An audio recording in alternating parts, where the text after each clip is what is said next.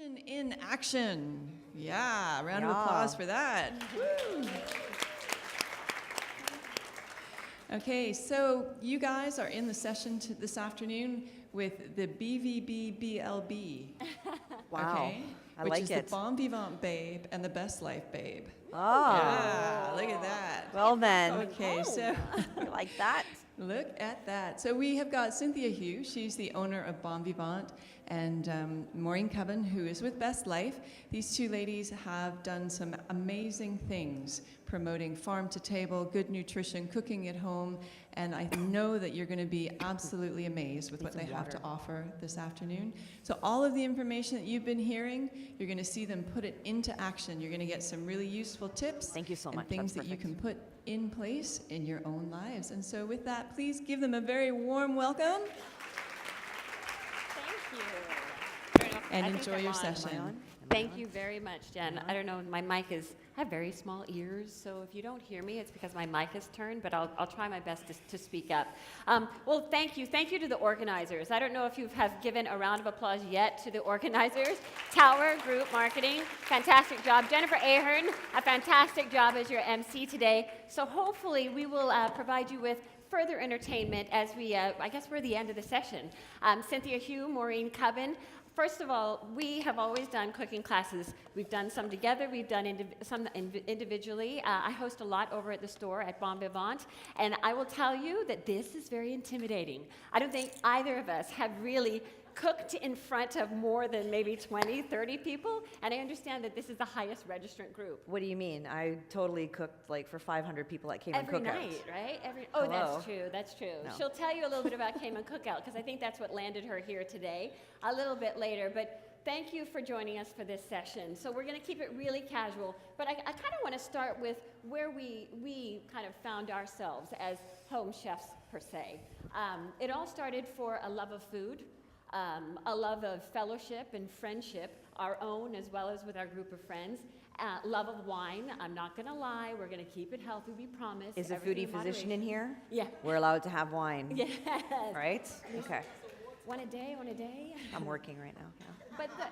But the one commonality that really sums it all together is all about our desire to educate people through experience. And we do that both individually within our companies, and we also do it whenever we're together in the kitchen. Usually there is a glass of wine, so I'm surprised they gave us water because they know what we need. So we kind of wanted to start off a little bit about what you're going to learn today. We'll keep it brief. We know everybody's tired, but don't worry, we're going to feed you as well. We want you to really take away with you from this, hopefully, education with experience aspect, how to cook and eat healthy. Another thing is, what is mindful cooking? Again, don't be too nervous. We are real people, so we do cook with butter, everything in moderation. Helpful tips to get yourself organized, the ultimate purpose of food, because sometimes I think we forget that. Is it for energy? Are we looking for it to taste good? Really, what is your overall purpose? As well as some yummy recipes, which Maureen is going to take us through today. But with that, we kind of want to give you a little perspective of who we are as individuals, as well as kind of how we can relate to, I think, everyone that has to eat, which again is everyone. So for myself, I'm the owner, I'm going to say CEO and CFO of not just my business, but my household. They don't move unless I say walk. And I don't know if anyone else is very similar, but that level of control gives me comfort, and my family is gracious enough to let me lead. So some of the daily challenges that I see, some of the greatest daily challenges include a FaceTime call, which I might get while we're up here, from my 9-year-old son, asking me what's for dinner. The stress, right? So balancing social responsibilities as well is something that's really important. We all want to make sure we have time for ourselves, for our friends, for our family, so it really takes a lot of time to figure out what that balance is.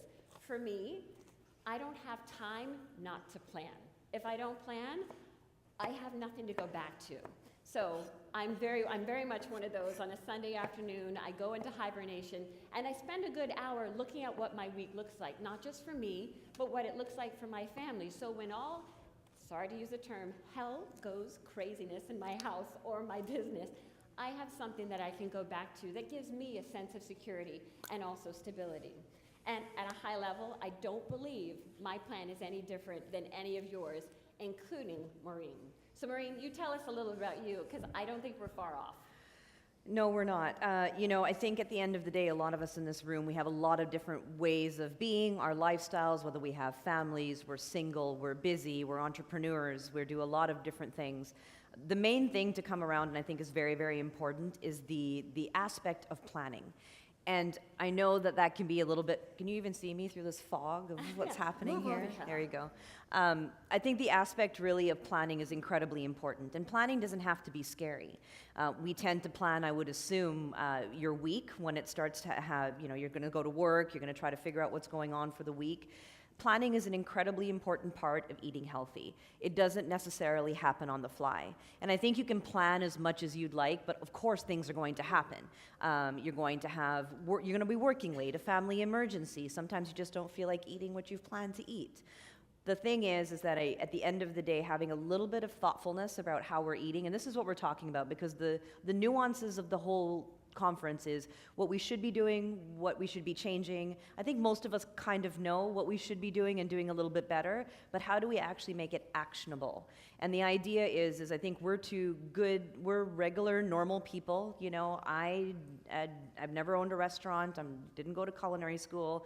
I'm a good chef, but at the same time, I've learned through the process, and yes, I've been very privileged to work with a lot of different chefs all over the world in their kitchens, but that's my personal passion. Not everyone's going to be as passionate about it as I am, but the point is I think if we're going to take a look at how we can just be better every single day, every small little thing that we do from a change point of view and from a food point of view is going to be quite impactful. So I wouldn't want anyone to feel like they've got to change their whole life. You've got to go vegan, you've got to go raw, you can't eat this, you should eat more of that, no coconut milk, so no. It's all in a level of moderation, because that's really our reality.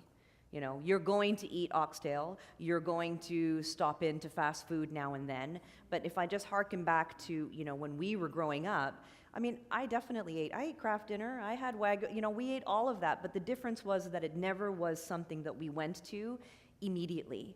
It was an alternative because we were eating generally healthfully, but, and when we're in a grocery store, how many options do you have? Go into the bean aisle. I did this today. And I'm sitting there and I'm looking at all the cans of beans and the options, and there's at least 40 different ways for me to choose from. And that can be incredibly overwhelming. So hopefully by the end of the day today, we can help you navigate a little bit better on how those choices can be made in a just quick, impactful way that's smart. Exactly. So, how to cook and eat healthy. Most of you may already know whether or not you're applying it, and I say that to myself sometimes because sometimes I skip over that after a bad day and the French fries just look great on the way home. But how to cook and eat healthy. Really, there's just a few steps. Think, for me personally, and I believe Maureen as well when we were developing this presentation, think, listen, plan, and learn. So what does that look like? So think, what's your outcome? What do you really want to achieve? Like during your week, Monday through Friday or Saturday or Sunday, do you want to go out? Well, take that and put that in for your week. Somewhere in the week, allow yourself that. Do you want to make sure you're cooking fat-free, low-carb, sugar-free? Whatever that looks like, put that into your week and figure out, okay, well, this is what I want to achieve. People ask me all the time, okay, I get it. I'm lean. I exercise. I run a lot. More just for my sanity, more so than the physical aspect of it. But I run, and I wake up at 4:30 every morning, and I'm out the house by 5 a.m. It's still dark. The garbage men know me when they come to collect my garbage. But I don't think about waking up. If I thought about that, I wouldn't get out of bed. I think about my outcome. So the same thing applies when you're preparing your meals for the week, whether for yourself or your family. Think about your outcome first, and then second, click, this is so fun, listen. You have to listen. If you're the only person that you have to listen to, that's fine as well, but be honest with yourself and ask yourself the questions. Do I want to cook it all this week? I have a tough week. I don't want to spend my entire Sunday food planning and planning out my meal. I don't want to have to cook all day. Okay, well, what are my options? Give yourself that opportunity to think, what does that look like? And also ask your family members. You lead a very busy lifestyle, and sometimes you're not even home to cook. So what does your week look like? Well, I mean, it's different, you know. I don't have kids. I don't have to worry about that added bit, but I definitely fill up my time accordingly. You know, I have a business, and even if for those of you who don't have your own business, but you do have several responsibilities at your work, it can definitely, a work day is no longer as easy as that lovely notion of 9 to 5. How many people actually truly work 9 to 5? Right. Not a lot of people do. You're taking it home, you're thinking about it. I think my biggest thing is I'm exactly the opposite of you. I do not get up at 4:30 unless my house is on fire. That's not happening. And I'm an evening workout person, you know, and work. Me. Yeah. For balance. Not, absolutely not. That's just, no. I know. But again, I don't have, you know, I take my dog out for a walk, I do that sort of thing, but I'm an evening person, and so for me to be able to go out and get some exercise is good. But I'm a huge believer, and this could be controversial, but I'm a huge believer in that nutrition is so central to the way that we function on a daily basis. I think exercise, of course, is incredibly important, but that notion of being able to feed ourselves for the best of success, and for those of you who have kids and families, you almost owe it to yourself to be that best example, because they're going to take that from you.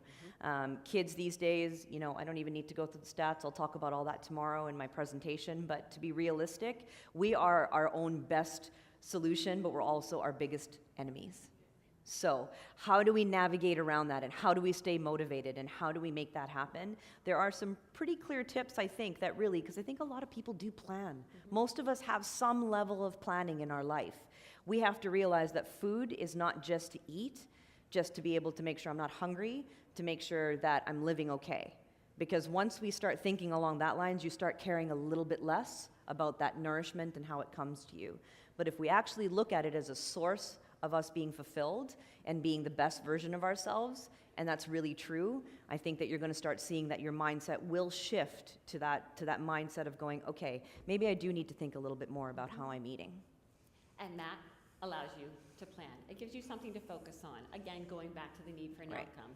So when you create your plan, really focus on something at a high level for every meal. Flexibility is key because you have to be flexible. But again, having something concrete that you can actually go back to and say, okay, well that night I'm not going to have that, but perhaps at least I know I have that food in my home, is going to help you not to make that quick decision where I'm just going to pick up something on the way home that may not be my best option for me that week. I don't know about you, but we all have our ups and downs through the week, and food can be comforting, but it can also do the opposite. It can make you feel darn guilty. Oh, I had too much chocolate. Oh, why did I eat that cake? You shouldn't question it. Put it in your mouth and enjoy it, but be smart about it, and your plan will help you do that. So, menu planning. I'm really big on menu planning. My family thought I was crazy, but I've settled them in. They know who's boss. So it's worked out for me. But Monday through Friday, I do a plan just so it can help me with my grocery list. I mean, how often do you go to the grocery and you end up realizing, oh, well, that was great. I didn't bring my list, so now I brought back aisle 5 with me. Everything on aisle 5. So it's really important, and I think menu planning is vital to that. And for you, so Maureen, I mean, she's very modest. I will say both of us. I think both of us are challenged with this because we don't like to talk about things that relate to ourselves. We just like to talk about things we're passionate about. But when it's brought back to us, it's a little awkward. So we were nervous getting up here. But I will say Maureen is very modest in that she does not talk about how much effort, passion, love, and desire, because it's talking about food, sorry. Really, she puts into her menu planning, and not just for herself, but for the kids' classes that she does at the store, the private events where she's literally teaching people a new way of living, one that you don't have to feel guilty because you use butter, but they're all healthy alternatives. We're not encouraging you to eat loads of butter every day, but know that you can give that to yourself in moderation, and it is okay based on your doctor's dietary restrictions that he's giving you.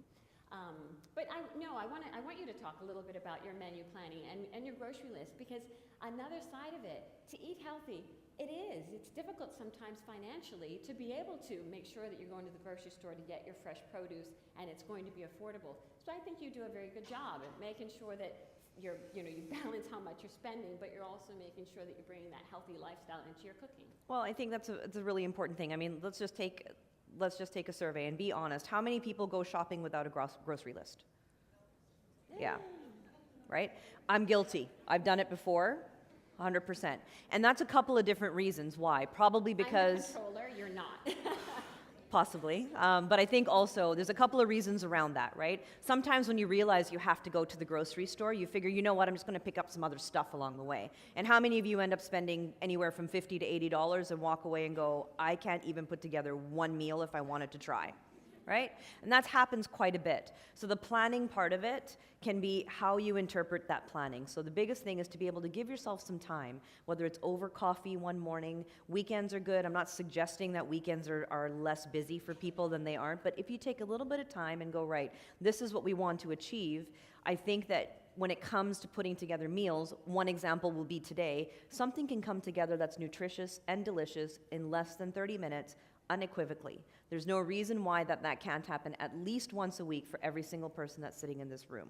And I promise you doing that, not only are you controlling the aspects of the things that are going into your food, but also there's going to, for those of you who have families or people that you have in your home, that can bring everyone together in a way that's quite remarkable. I mean, I grew up in the kitchen, probably, not because, my grandma and my mom were probably the best cooks around. And for me, it was just being able to, I'm sure they were doing it just to keep an eye on me because I'm a bit of a rascal, but at the same time, we were able to get involved in that cooking process. So for those of you who have kids, get them involved. We were talking about this a little bit earlier. But anyway, I digress a little bit. Let's go through this and we'll talk a little bit more about getting more passionate around being in the kitchen, because I don't want it to feel like it's daunting. Yeah. I think it's very reasonable for all of us to be able to do that and put something together very helpful. And there are those nights where it is daunting. You think, I'm exhausted, I'm home, and I really don't want to have to go and put something on my stove that's going to be, that'll taste good, especially if you have a family that's going to have some expectations about what you're putting down on their plate. So sometimes it is realizing what your week looks like and saying, you know what, I'm not going to be able to be that superstar this week. So 2 nights of the week, we're going to have to make some decisions on where we're going. That goes back to listen, listen and plan out your week. But one thing I wanted to make sure we addressed, must have food and treats. I try to have as many healthy treats as I can in my refrigerator. I keep frozen things as well, like frozen fruits and so on, because living on the island, there are these issues sometimes with things spoiling pretty rapidly. I cut up my kale and freeze that, just so I can make sure it's always available. But one thing I really promote in my household is treats, chocolate chips, cookies, things that are available to me. If I wanted to bake cookies on an afternoon, I could do that, brownies. And it's only because I believe accessibility creates responsibility. I look at my son, and he doesn't like to sweat. He's a lot like his father. So he's not one of those, let's go kick a football around. He much prefers to sit and have a beautiful meal. Go figure, he loves to eat. So the one thing I learned when he was very young was to make sure that I kept those treats in the house so that he actually knew that it was okay to have a cookie and not to feel guilty about it. But it didn't mean he had to have 2 or 3 or have ice cream every day. I have ice cream in my fridge that will last weeks on end because he knows if he wants it, he can get it. So be careful when you think, I need to restrict. Find some balance and figure out what's going to work for you. And I think kids, too, at such a young age, they have what's called the baby fat or whatever people want to refer to it as. But make sure that you don't restrict them based on your own insecurities and your own fears of possibly overeating or reaching out for that comfort, and train them, teach them, and show them that responsibility with food. And then high level of education. Again, going back to making sure they know why those goods are in the house and allowing them the flexibility to say, it's okay, you can have it if you want it, but know that there are consequences to whatever you do. If you eat 5 cookies, you're going to get sick. And they'll learn through that process. Again, education through experience.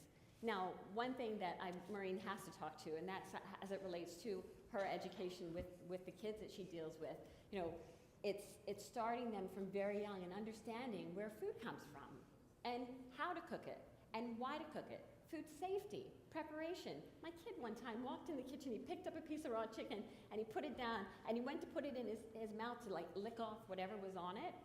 Oh And dear. Stop.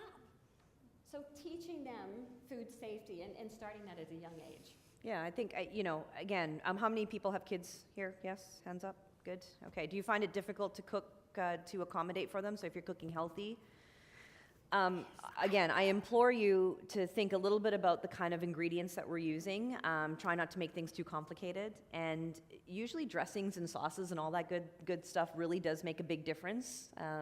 There are sauces out there, like today, for those of you, I'm not sure how many of you made it up to our culinary studio where we were doing demos. We did a great dish and it was completely vegan, and I didn't do it to necessarily prove a point, but really to sit there and talk about how you don't need those excessive bits or an animal-based protein to add to any sort of extra fat, calories, all that good stuff. It's very, very doable. How many of you like to cook or like the idea of cooking? Okay, I love lovely, to see that. good stuff, wonderful. So there's a passion there. We live in such a foodie country and we live in such a foodie world. So I do believe that there are small changes that we can make to all of the different recipes that we do. However, where our food comes from is incredibly important. So let me just give you a couple of examples. For instance, how many of you go to the farmer's market in Cayman here? Great. Not a lot, okay. Certainly you want to go as local as possible, and the reason for that, several different reasons. One, because it just absolutely tastes better, hands down. Two, the nutrition value is remarkably higher than what it would be when you're buying, say, the same thing at the grocery store, all right? So we want to take a look at that as an example of going, by the time something gets to us in Cayman, it could be anywhere from 4 days to a week. And a lot of the nutritional value does get compromised. I'm not saying we can get everything locally, but there are certain things that we can start subbing in. Anytime you can hide your vegetables in a sauce, in a dish, in a casserole, do it. Do it for yourself and do it for your family. And use the most localized ingredients as possible, because you're also going to know that it's minimally treated, if at all, with any sort of pesticides or chemicals or anything like that. So that's one of the things that I would say of learning about where your food comes from. If the local option is not an option, definitely become someone who's empowered about learning the choices that you're making on the shelf. That's going to be a very important thing to think about. I talked about this earlier, olive oils. How many people cook with olive oil? Probably a lot of us, right? The thing with olive oil is that it's a very interesting, labeling of olive oil is very liberal. So if you look at an olive oil and you take a look at it and it says, okay, well, this is olive oil, awesome, great, I'm going to use it. It actually doesn't have to be 100% olive oil, right? Why would we know this? Well, I know it because I research it and I talk about it. You don't necessarily know that because why would you go to that extra step? Or you just assume and trust that that's going to be what's on the label is actually what it is. In reality, in olive oil, most of them, you go to the olive oil shelf like I did earlier and just sat there and looked at all of my options. There's about 25 different options, from extra virgin, super virgin, this virgin, that virgin, some no are so virgin, pretty. first press. Oops, You know, knew that it's ridiculous. But the only thing you should ever be looking for when it comes to an olive oil in particular, and I'll use that as an example, is that you want to look for 100% olive oil. And once you see 100% olive oil, that's exactly what is in your food. What are you doing? I'm playing, sorry. Okay, I that's told you I okay. had small ears. That's all right. So when you're looking at that, you want to look at 100% olive oil. And the reason is simply that, because it's 100% olive oil in there. So you're going to ask, well, what makes up the rest of the stuff that's not in the olive oil? Other oils. And you don't actually have to have the first press of an olive oil. An olive can be pressed 4 or 5 times, and that last dredges of the oil is good enough to go into your olive oil. So that's just one example, all right? When you're going and actually shopping, be mindful and be that person that's looking at your labels. And I know labels can be very daunting. Just, if you're going to look at one thing on your label, make sure that what you're buying is the main ingredient in that label, okay? If you can't pronounce it, please don't buy it. I don't understand. I went and I bought a bag of frozen vegetables, which is no problem at all. And then it had this sort of weird stable. I was like, why? We don't need that, right? So these are little things. How many of you would even think about picking up a bag of frozen vegetables and looking on the back of it? We trust and we assume. We live in a world that I'm not trying to stir up any, conspiracy theories, but realistically, our food is not the product it was even 10 years ago, let alone 20 years ago. So think about what those choices are, because they're not as simple anymore. And I do believe that now in our generation, we do have to be better about making those decisions. We have to think a little bit more about what the choice is, olive oil and all of that. And I know you guys think about choices. You think about what kind of insurance you're going to go, what restaurant you're going to go to, all of those different things. Food now has to become that. We no longer can take it for granted that what we're getting is actually what we're getting. So that's something to think about also, okay? For sure. Last thing on this, how to eat and cook healthy. I love it. I just read it. Wait, get dirty. It doesn't. I don't mean it that way. How to cook and eat healthy, get dirty. I say get dirty, and it goes back to the kids. And I guess for me, because I am the home chef at my house. Although, by the way, in my weekly planning, I do include normally there's one night where my husband cooks, because I'm not. But I say get dirty because sometimes I cringe when my son comes into the kitchen and he said, can I crack the egg? And I'm trying to teach him how to properly crack an egg with one hand. And I know it's going to be an absolute mess because every time he does it, it is. But I have to just zip and let him do it. And it's okay to get dirty in the kitchen. I'm not saying doing it every night, because I do not. But it's nice to get them involved because it leaves them, again, education through experience. He does it, and every time he does it better. And one day he'll do it by himself, and that will bring joy to him. And he'll know, well, I love eggs, not just because they taste good to him or because they're healthy for him, but it's because he's a part of that outcome. So it gives, again, going back to their responsibility as well and participation. So what is mindful cooking? For me, mindful cooking, to be completely honest, is my family.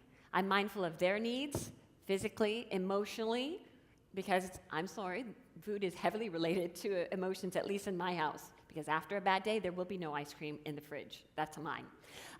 But my mindfulness does stem from my family and their health and well-being. For others, it might be something completely different. But Maureen, I think you've got a really grasp on your, I guess, message with mindful cooking as part of Best Life. Yeah, I'm totally selfish when I cook. I don't think about anyone else. She lies. No, I think one of our things with Best Life in our company is that we go in on a corporate level and we do talk to a lot of people because we spend a lot of time at work, and our habits throughout the day as we pick up can go into our evening. So we could come home and we could be really, really hungry, or we haven't properly eaten through the day. So being mindful, again, is just really thinking about what our choices are. Make sure that you're eating your snacks and doing all the things that I know you guys all need to do, and you're going to hear it throughout this conference. The main thing for me and Cynthia, I think, is just to realize that we're all regular people, all right? I happen to love cooking, and I've moved that as part of my passion, so this is a great platform for me to be able to say to people, we're all busy. We come from all different parts of the world. We've got a lot of different priorities in our lives.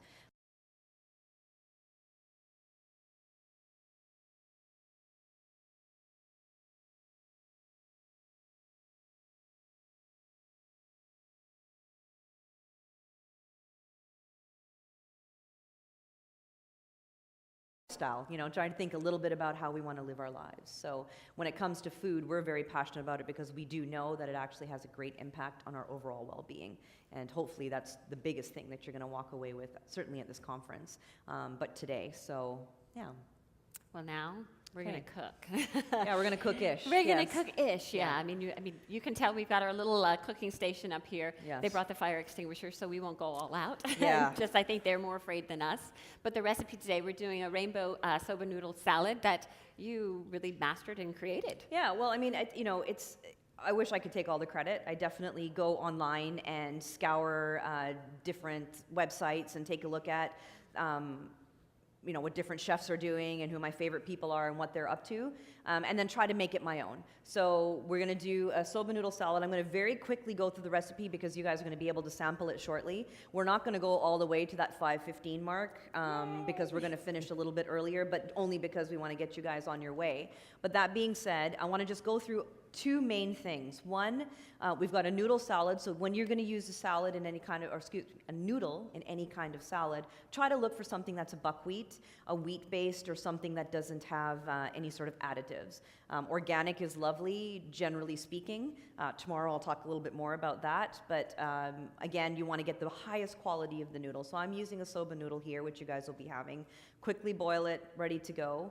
Little and packaging. There you go. So that branding. way you don't have to think. Lovely. And then the dressing. So I'm going to go ahead and get the dressing. So this is a vegan dressing. It is, and I know sometimes the word vegan like freaks people out, but it shouldn't, because it's quite easy to have food that doesn't have an animal product in it, right? I'm not against it. I like all kinds of food, but I think wherever we can cut out anything that's, the most unprocessed version of it is a great thing, and even if it's once a week. So if you're cooking and you're looking for something that just kind of sets you up for the rest of the week, I like this because this is a good go-to recipe. So my dressing is very simple, made of olive oil, 100% olive oil, so I've got that. I'm also going to add a little bit of sesame oil, so it's a toasted sesame oil. I think, and one of the panels or something that we've been listening to in the last couple of days, everything is in moderation. Butter, coconut oil, I think we heard about, people querying whether it's good to have it or not. Certainly you can, but you're not allowed to have a whole cup of it. You can't do that. That's not how that works, right? There's nothing wrong with having a little bit of it. So I'm putting a bit of the toasted sesame oil in there. Maple syrup, I'm going to use a good quality maple syrup. Yes, I know it's much more expensive than Aunt Jemima, but you're going to have to just cough it up. Sorry, because there's just no comparison, right? And that's just being smart about it. I know it says syrup. Sometimes it even lies to you and says maple syrup. It's a lie. It is not maple syrup, okay? So you're going to spend a little bit of money on a pure maple syrup. A little bit goes a long way. This bottle, and we cook all the time, can last you an awfully long time. And it's a nice, flavorful sweetener. Not a lot of it again, but you just need something that'll actually sweeten up and give the tang. Aminos. So soy sauce. Everyone likes soy sauce, yes? Some of you are like, no, not at all. Soy sauce is terrible.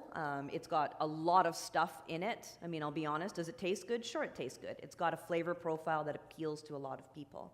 So I'm going to suggest that, again, making a small switch and thinking about going to something that has less sodium in it. So either a coconut amino or an amino or a tamari. You're going to see those on the shelves. Those are nice substitutes. Some of them are gluten-free, so if gluten is an issue for anyone, it's a nice change without sacrificing that flavor and a little lower on sodium. So I've got both I here. actually use the Dr. Bragg's Yep, those are fine. amino. Any It of tastes those just are like good. soy, but much healthier.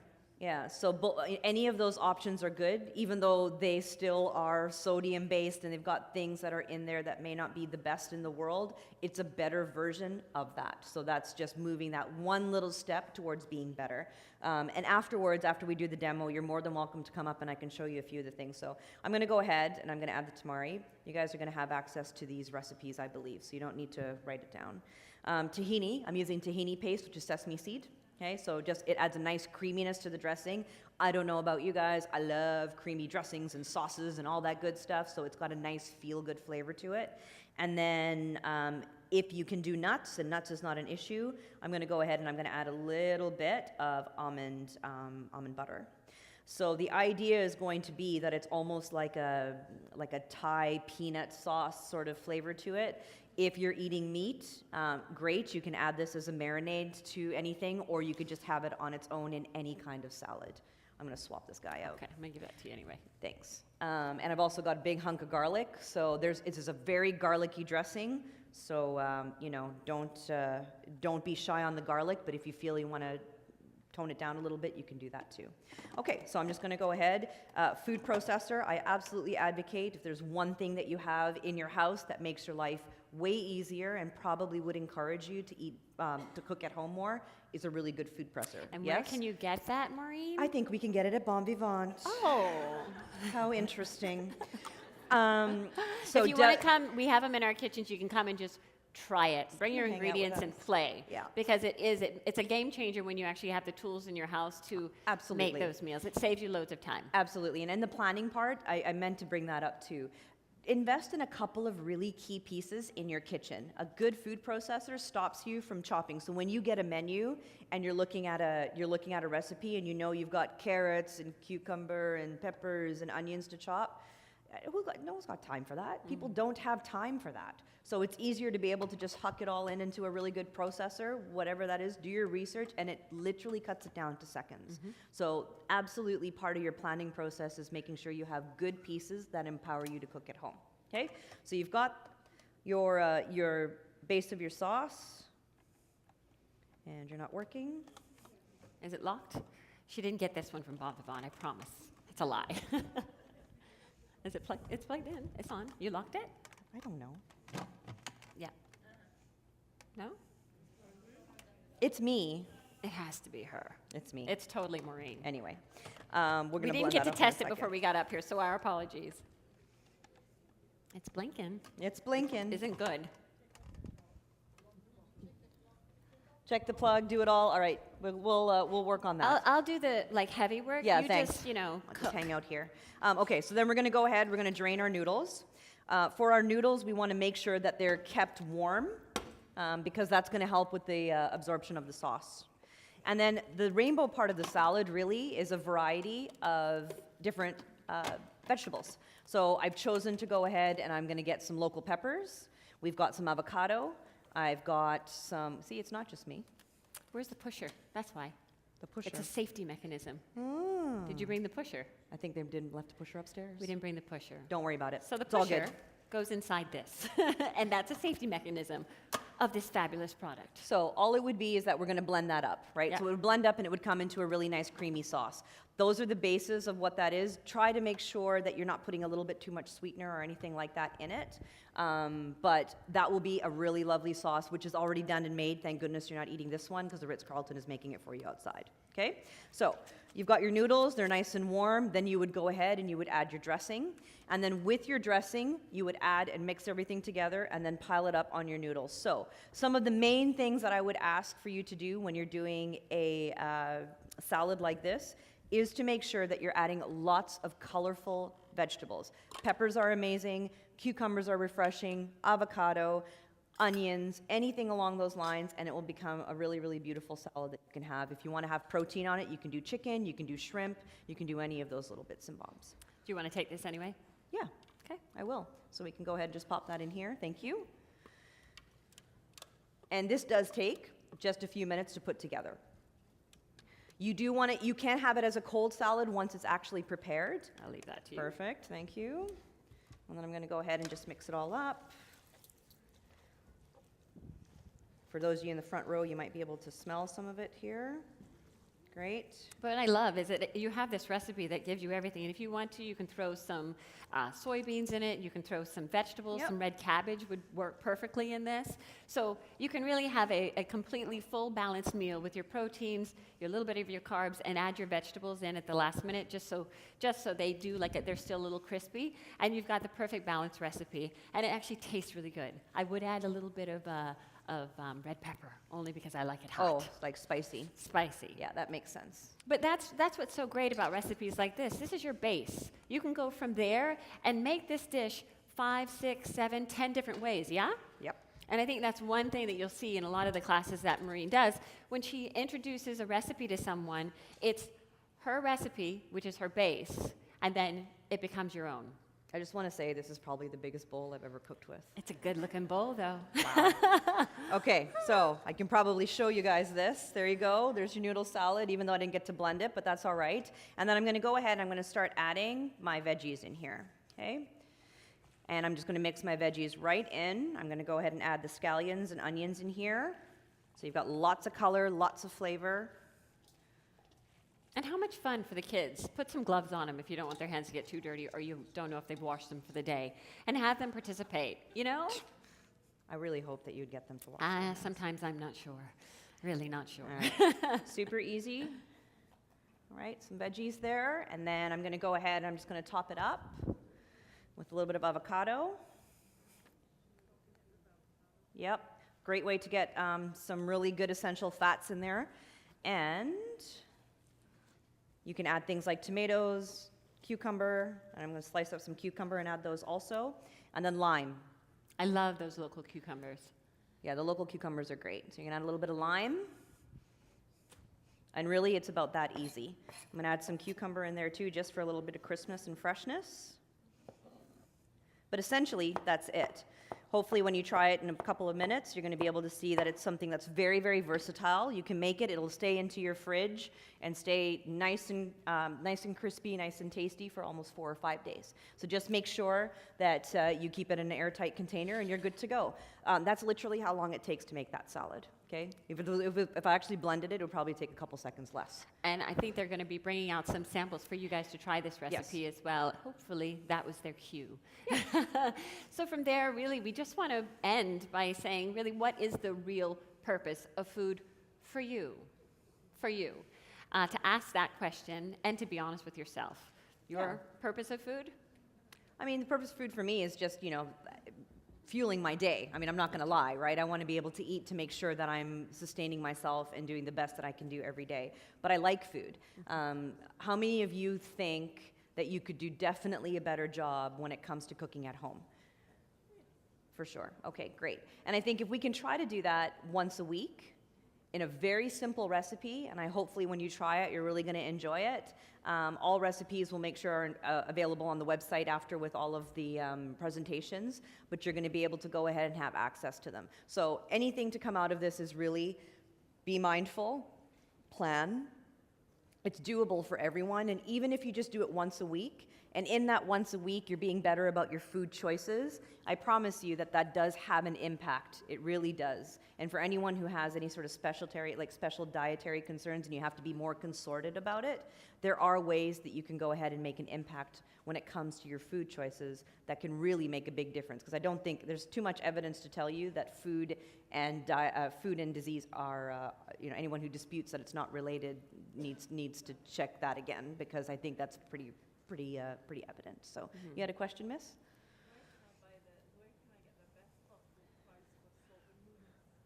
Best possible price for soba noodles. I can't tell you that in front of everyone. Offline. Yeah, you can probably go to, yes, you can. You can come and see. She's like, awkward. Yes, you can, and you can see me on the side for the info and the 411. Generally speaking, shopping, I mean, obviously there's different prices in different stores. We all know that. But I do think that you could go ahead and get different pricing from maybe stores that do more wholesaling. But again, look for the quality of it, right? Because they may have it, but it may not be, it may be a lot of sodium base in a lot of the noodles. Even though it's a buckwheat noodle, check that sodium, because they do tend to stick a lot of salt in it to make it, quote unquote, taste better, okay? Please ask questions. Does anyone else have any questions that they're like dying to ask? Yes, ma'am. Cynthia was saying that, yes, it's great if you can plan, but sometimes you get delayed at work or whatever. Yep. What would be the 5 pantry staples that you would say That's a good one. so you could put together a healthy meal from what you have in your pantry? Okay. You want to address that? Well, for me, but knowing what my dietary restrictions are in my household, I honestly always have panko crust. I always have couscous, some type of couscous, and I make sure that I keep my all of my spices. I check them to make sure that they aren't expired, because they make a big difference. So my spices are always on par, and they're good and fresh. And then the one thing we're a meat-eating family. I was a vegetarian, by the way, for 10 years before Hurricane Ivan, and I survived on red meat and red wine, and now I love it.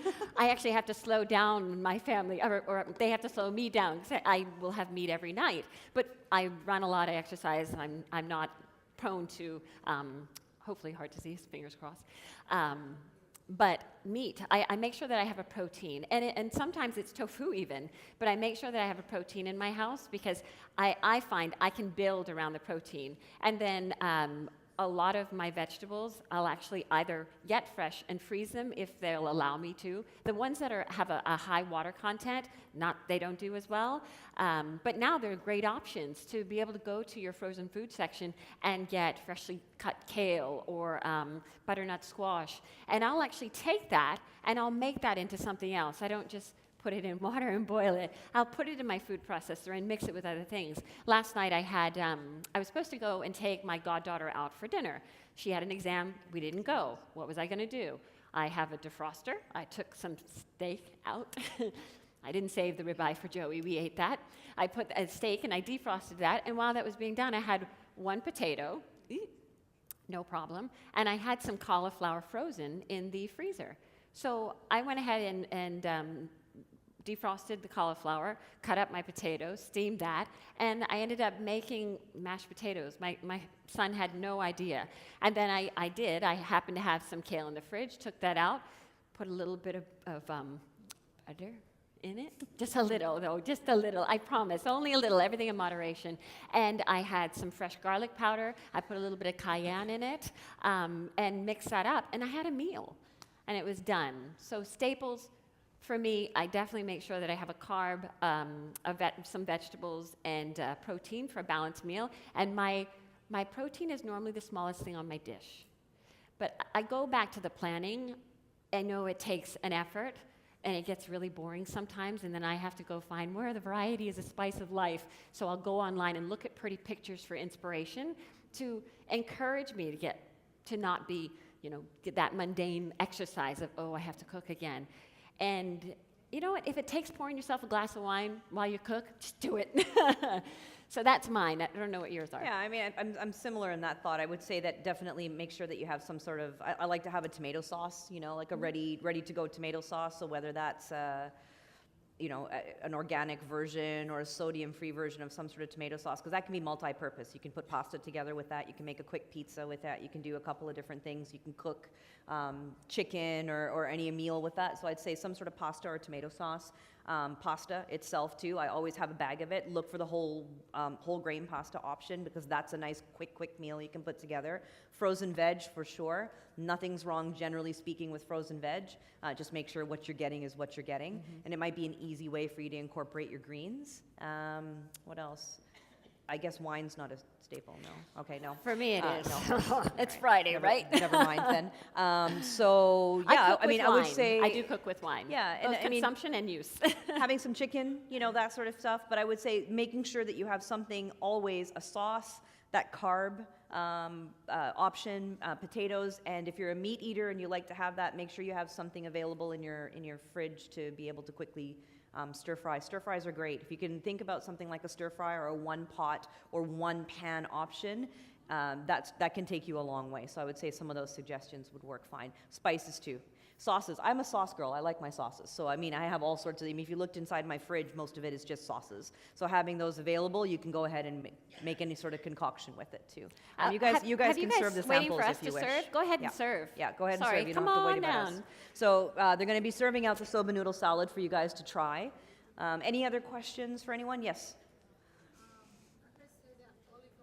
Mm-hmm. Yes, it is. Yeah, you should never fry with olive oil. Yeah, No. it doesn't do well in high heat. Olive oil just...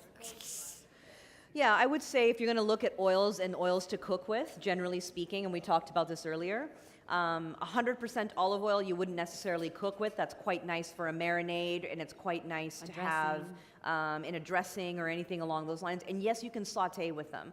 But I think if you look at your guide, if you look your stovetop and you need to cook anything above medium, then we need to talk about thinking about a little bit more of switching to a different kind of oil. So canola oil is perfectly fine, okay? There's nothing wrong with a little bit of that 100% canola oil. I like to use an organic version, but something like that's pure, or a high heat oil. Coconut oil is also fine in moderation. Any of these oils are fine in moderation. And also I like to use like a grapeseed oil or a rapeseed oil or any of those things. Those are quite good. So I wouldn't fry with an olive oil. It would break down, I think, a lot of its flavor and nutrition quality. Yeah. Yes, ma'am. There are gluten-free options, yes. But this one is not No, it is not. No. It's wheat. wheat. Yeah. But you can get a rice noodle or anything like that. You can definitely do that. And tamari also, the sauces that I was using, the actual part of the dressing is a gluten-free sauce. So that's something to think about too. If you still like that soy or Asian flavor or those sort of profiles, get a tamari or something because that's a gluten-free version. Okay? Any other questions? Yes? Good? How's the salad? Lovely. Good. I'm going to take all the credit for it. I'm kicking her under the table. Yes, yeah. So I gave the Ritz the recipe. So they just recreated it, obviously with the blender that worked, so that was good. Good? Awesome. So again, a really, really nice salad to have. Now remember, what I've made here is absolutely the simplest version of it, right? So you can go from what you have there and you can absolutely build it up. This is a very easy salad, I think, to hide vegetables in. Hide in the sense that you could pack it in there and you really wouldn't taste a lot of it if you're adverse to just adding that up. Edamame beans, you could put chickpeas in here. You could do anything Throw to some build. shrimp or some other seafood. It'd be beautiful. Sure. And so if you want to avoid the meat and still get some level of protein out of this particular dish, I absolutely recommend you could add even like a heartier bean, like a chickpea, a kidney bean, something along, even a black bean. Black beans are beautiful for this also. So you can kick up the spice on this for sure. You could add some Scotch bonnet, some anything that just to give it a little bit of robustness. How does everyone like it? Good. Fab. I believe they're going to be If you giving them out. if you don't have the recipe available, it'll be online On their On the website, I'll make sure that it's uploaded, including the one that we did earlier today, which was the vegan shepherd's pie, which was also pretty tasty. So you'll have access to both of them. Okay, good. Any other questions? Oh, Do you use a lot of ginger in cooking? I do. I do. Yeah. Did you hear anything about it? Yeah. As a matter of fact, this dressing, this is a base again. Ginger, Totally. it changes the profile of it and it brings such a beautiful flavor to it. So that's really nice. And that dressing also you could use in a warm stir fry. So again, if you wanted to add chicken or shrimp or anything, very easy. You could use it on, if you had like a brown rice bowl, brown rice, you can mix that nice sauce in there with lots of veg. And it's very transportable. So if you are at work and you don't have room in the fridge or anything, there's nothing in here that's going to be compromised if it sits out on your desk and you can have it throughout the day. And it's actually quite nice at room temperature. Yes. I would say about 5 days, 5 to 7 days. Yeah, about 5 to 7 days. If you don't make a big batch of it, but just make a small batch and put it in an airtight container, 5 to 7 days, probably even more than that, certainly. Yeah, just try it. There's nothing, like I said, in there that's going to necessarily go off, but just make sure that you check the flavor of it, and you can always shake it up and blend it up. And you can change the thickness of it. If it's too thick, just add a little bit of water. So you don't actually have to add any more calories or flavor. Add a little bit of water, and it loosens it up a bit. So I have something for your ginger. What I do, my son loves rice. For whatever reason, he loves rice. But I'll actually take the rice, and just as it's finished boiling, I'll add some Chinese sausage and slices of ginger just at the top of it, and then I'll scoop it off. So I'm like, dude, you need something other than just rice. Yeah, just to give him a little bit of excitement, something that he knows that he doesn't have to eat the same old bland thing over and over again. So instead of him wanting to add salt, he's got another flavor profile that he can enjoy. So, sorry, another question? Yes. Oh, right sorry. behind you. Yeah. Either coconut oil or canola oil. That's what I tend to use, yes. And you don't need a whole lot, right? I think the myth is also people like to fry fish and whatnot, and all of a sudden it's like half of the thing is full. Ooh. Just use a little bit. Very, very little. I promise it goes a long way. Yeah, just enough to like coat the bottom of your plate, and then you can fry through it. And if you have to add more, then add more. Because I mean, these aren't inexpensive oils, right? Like your frying oils are the higher quality are going to be a little bit more expensive. So use a little, and then if you have to use a little bit more, that's fine. And I actually reserve sometimes, like we use a center cut bacon in the morning, and I'll actually reserve some of that bacon oil. Yep. And when I'm frying fish, I use very, very little, but I put that, again, we're a meat-eating family, so we're not pescatarian? pescatarian. So I'll coat the pan with just a very, very little, so it's not going to really increase the fat content of that meal, but it is going to give it a little bit more depth, flavor, and I like it the way things don't stick on my pan. Yep. A couple more questions so you guys can get out of here and not sit in traffic. Pardon me? Oh, coconut oil. Everyone is really on coconut oil right now. Yeah, it's It I can use be. coconut oil, but I don't. It depends on what I'm cooking. Yeah. Depends on what I'm cooking. Something light, I don't mind, but I don't use it for like high fat content foods. No. Mm-mm. I put it in my coffee. I know that sounds weird, but I love it. Just a small amount in my coffee. Coconut milk is good in your coffee. Yeah. Coconut oil. Okay. Just Well a then- small amount. Just a small amount. I promise. Alrighty then. We'll take the next question. No, I'm just kidding.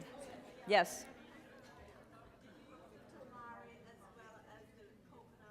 Aminos? I didn't. I brought both up as an example. You could use either or, right? So the coconut aminos is from the sap, right? And this is a soy product. So again, you could use either option. They are, up to $4 more a bottle, each one, but the flavor on them is remarkable. So you don't have to use a whole lot to get the same flavor as I think that you would with the soy. I think that's a with good the soy point. sauce. Less is best. Yeah. When Higher you think quality. you need more, stop, including garnishes. Yeah. Including your seasonings, all of that. Less is best. You can taste it. The one mistake I think, especially home chefs, we're busy, we're trying to deal with things. It's important to taste your food through that process because you'll never know when to stop. Yeah. And then it'll come to the table and it's a great dish, but perhaps you took it a little too far and no one wants to eat it again. So don't forget to play and taste as you go. It makes a huge difference. Yes. Yes. Generally speaking, yes. I do. I think also with beans, and just as if anyone else has questions, please do come and ask us. But I'll finish up on beans. Beans is interesting because it's become so much more popular. It's become very popular because people are trying to get their protein in different ways rather than an animal-based source, right? For a variety of reasons. Be mindful of your bean choices in the sense that when you are looking at a canned bean, make sure that you're reading that label and you're reading it properly because a lot of them will have a lot of added sodium. Yeah. So remember, as adults, we're hovering about 1,500 milligrams a day. We don't want to go over that, and if that can of beans has anywhere like some cans of beans or any canned products can have up to 600 milligrams. It's ridiculous. You don't need to have that. So there are some brands that are very, very good with making sure that they're balanced and actually what is in that can is truly in that can. I do tend to see that the organic versions and some of the other brands like Eden, there's a few out there that are very, very good and really stay authentic to what it is that's inside. So we used lentils earlier today.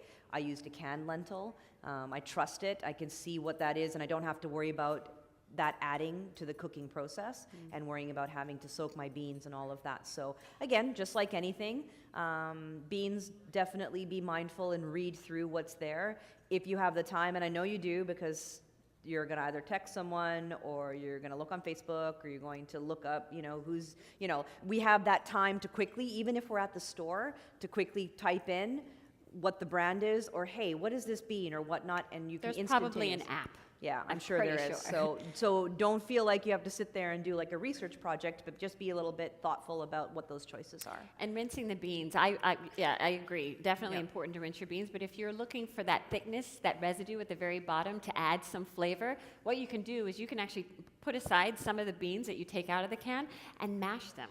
Yeah. With a little bit of water, Yep. but mash them, and then you can add whatever seasonings you want, and then throw that into your dish. Yeah. Any other questions before we round up a little bit?